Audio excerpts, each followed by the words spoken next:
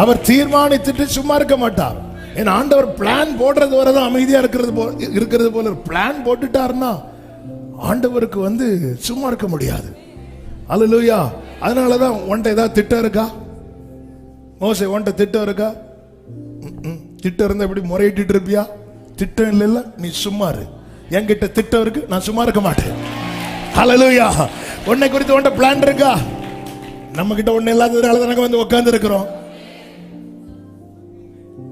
திட்டம் இருக்கா? இல்ல, நீ சும்மா இரு. ஆண்டவரே, நீங்க என்கிட்ட பிளான் இருக்கு, நான் சும்மா இருக்க மாட்டேன். ஒரு போவாசே ரூத்துக்கு கொடுத்த பிராமிஸ நிறைவேற்ற இளைப்படையாமல் செயல்படுவான் என்றா. ஹalleluya. இப்பொழுது அவர் இரண்டாவது செயல்படுத்துகிறார். அதுதான் 8வது வசனம். கர்த்தர் எகிப்தின் ராஜாவாகிய பார்வோனின் இருதயத்தை கடினப்படுத்தினார். அவன் இஸ்ரவேல் புத்திரரை என்ன செய்யறாரா? நீங்க அந்த சரித்திரம் நம்ம பைபிள்ல படிக்கும்போது ஃபர்ஸ்ட் அவன் கடினப்படுத்தினான் இருக்கும். கடைசியில் எப்படி ஆயிட்டு தெரியுமா? அவன் சும்மா இருந்தாலும் இவர் இருக்க மாட்டேங்கார். அவன் ஆண்டவரே, அப்ப அவன் சும்மா தான் இருந்தான். அவன் சும்மா தான் இருந்தான். நீ ரட்சிக்கப்பட்டு வெளியே வந்ததும் சரி, கழுத போட்டு அவன் விட்டான். ஆனா அவர் அப்படி விடக்கூடாதவள கர்த்தர் அவன் இருதயத்தை கடினப்படுத்தினார். ஏன்? அவனை விட்டுருக்கலாம்ல. என் ஆண்டவர் அலங்காரத்துக்கு என்றோ சும்மா என்றோ ஒரு வார்த்தையும் பேச மாட்டான். ஆண்டவர் சொல்ற, அவன் என் கண்ணை குத்திட்டான்டார். எப்படி ஆண்டவரை சொல்றீங்க? உன்னை தொடுகிறவன் என் கண்ணுல கை வச்சுட்டான். எப்படிங்க இருக்கும்? கண்ணுக்குள்ளேயே எப்படி இருக்கும்? ஹalleluya. ஆண்டவர் அப்படிலாம் எனக்கு விட முடியாது. அவன் ஹalleluya கடினப்படுத்தினார். ஏன்னா அவன் இன்னும் என்ன நினைச்சிட்டு இருக்கிறான் பாருங்க. அவன் இஸ்ரவேல் புத்திரரை பின்தொடர்ந்தான். இஸ்ரவேல் புத்திரர் பலத்த கையுடன் புறப்பட்டார்கள். இப்போ 2 கூட்டத்தை கர்த்தர் புறப்பட பண்ணுகிறார். இந்த பார்வோன் எப்படி புறப்பட்டான் பாருங்கள். 5வது வசனத்தில் நான் வாசிக்கிறேன். ஜனங்கள் ஓடி போய் விட்டார்கள் என்று எகிப்தின் ராஜாவுக்கு அறிவிக்கப்பட்ட போது, எப்படி அறிவிக்கப்பட்டது தெரியுமா? ஆனா ஜனங்கள் எப்படி புறப்பட்டார்கள்? பலத்த கையுடன். ஆனாலும் பார்வோன் கூட்டம் என்ன சொல்லிட்டு இருக்கு? அவங்க ஓடிட்டாங்க. இன்னைக்கும் அதாவது அவங்களுக்கு அந்த மதிப்பை கர்த்தர் காட்டி கொடுக்கணும். ரட்சிக்கப்பட்டவனை இன்னைக்கும் பார்வோன் கூட்டம் கோழைன்னு தான் நினைச்சிட்டு இருக்கு.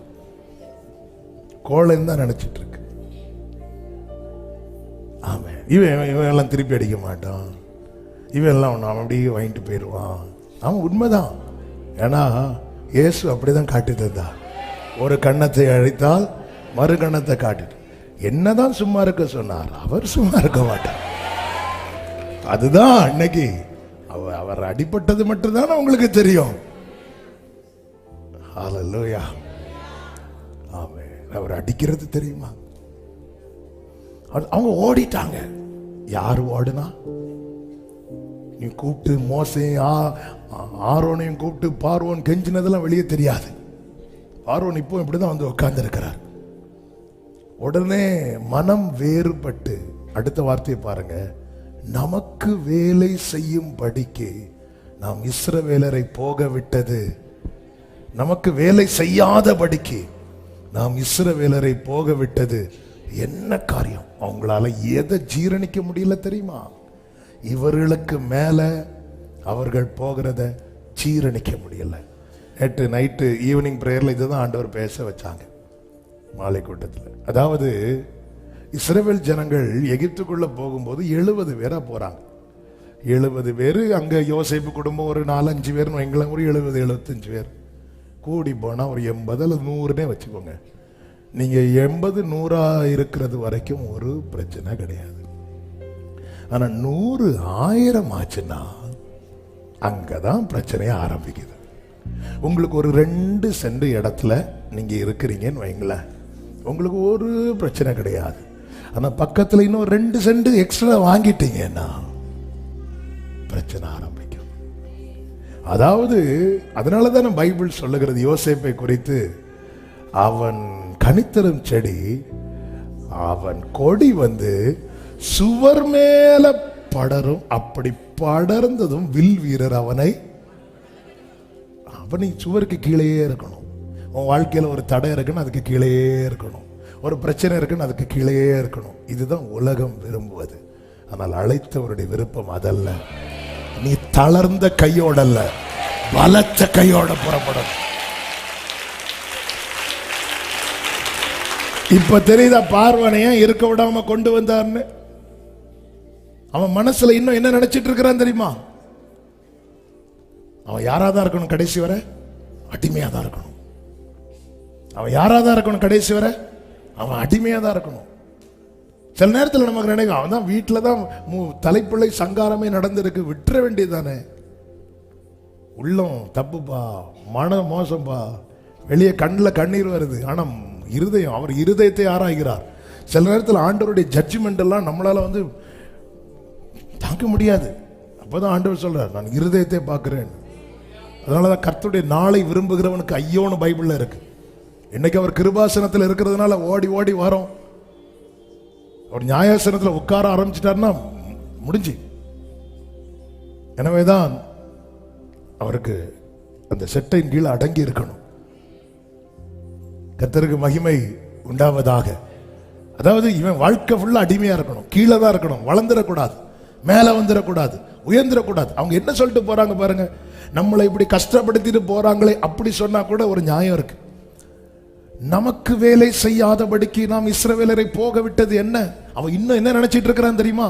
நாம போக விட்டதுனாலதான் இவங்க போறாங்க, நான் உன்னை விடுறதுனாலதான் நீ ஒழுங்கா சர்ச்சுக்கு போற, மரியாதையா இருந்துக்கோ அப்படின்னு நினைச்சிட்டு இருக்கிறாங்க. நம்ம எப்படி விட்டுட்டோம்? அவங்களுக்கு இன்னும் என்ன தெரியல தெரியுமா? அவருடைய வல்லமை என்னன்னு இன்னும் தெரியல.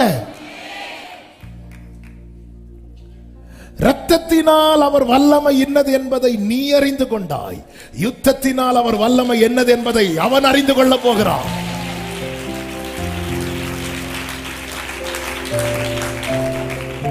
இரத்தத்தினால் அவர் வல்லமை இன்னது என்பதை நான் அறிந்து கொண்டேன், யுத்தத்தினால் அவர் வல்லமை இன்னது என்பதை சத்துரு அறிந்து கொள்ள போகிறார். அவர் யுத்தத்தில் வல்லவர். இரத்தத்தினாலும் நன்மை, யுத்தத்தினாலும் நன்மை. யுத்தமா வேண்டாம் ஆண்டவரே. அல்லேலூயா, அல்லேலூயா, ஆமென். செயல்படுத்துகிறார்.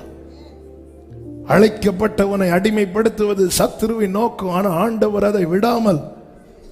ஏன்னா நேற்று இரவு அந்த வார்த்தை ஆண்டவர் சொல்ல வைத்தாங்க. ஏன் வெள்ளம் போல வரானா? வெள்ளம் வருது தெரியும்ல.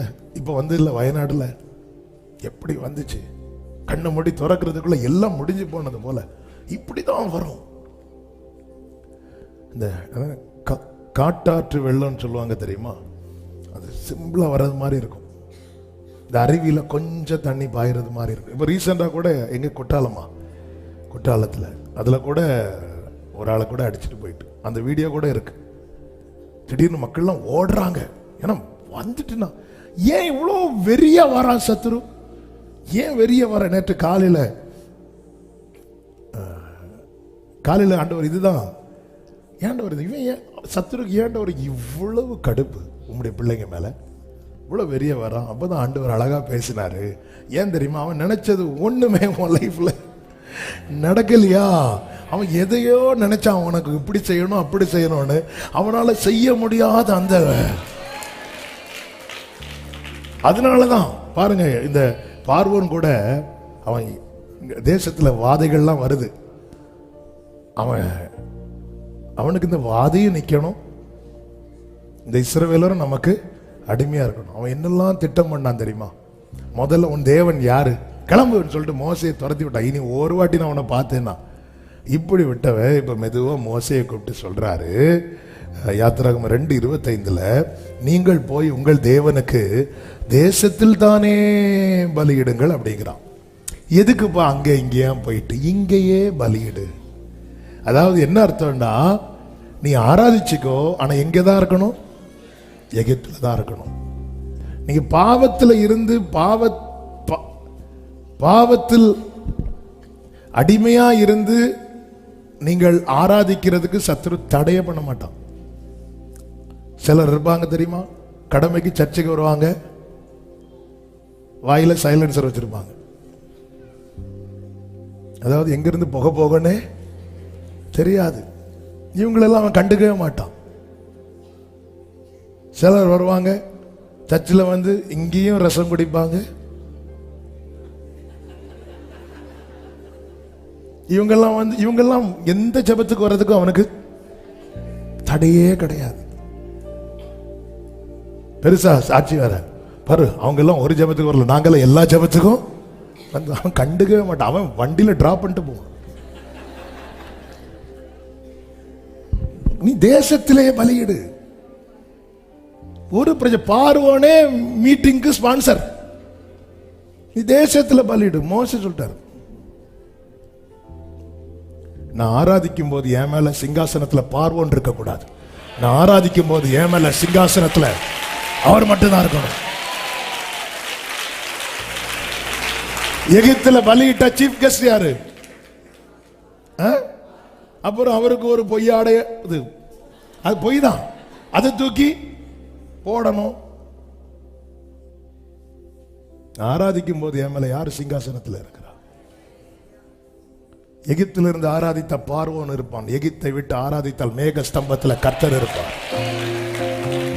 நம்ம என்ன நினைச்சிட்டு இருக்கிறோம்? நம்ம ஆராதனை காயின் ஆராதனை மாதிரி ஆயிடக்கூடாது. சபையை ரொம்ப கவனமா இருக்கணும். நான் 30 நாள் ஃபாஸ்டிங் பிரேயர்ல உக்காந்துட்டு நான் இன்னும் எகிப்துக்குள்ளதான் இருக்கிறேன்னா, பார்வோன் நல்லா இருந்து போவோம், பாட்டு நல்லா இருந்து போவோம், ஜெபம் நல்லா இருந்து. பாபிலோன்ல இஸ்ரவேலருடைய பாட்டுக்கு தடை கிடையாது, பாடாததுதான் பிரச்சனை. நீ ஏன் பாடாம இருக்கிற? சங்கீதம் 137 அப்படித்தானே இருக்கு. எங்க பாட்டை விரும்பி பாட சொல்றாங்க, நீ ஏன் இன்ஸ்ட்ருமெண்ட் எல்லாம் தூக்கி வச்சிட்டு இருக்கிற? பாடு, நீ பாடு, நீ பாடு, நாங்க ஆடுறோம். ஆராதனை எகிப்துல இருந்து ஆராதிச்சா எல்லாம் அப்படி அவ்வளவுதான்.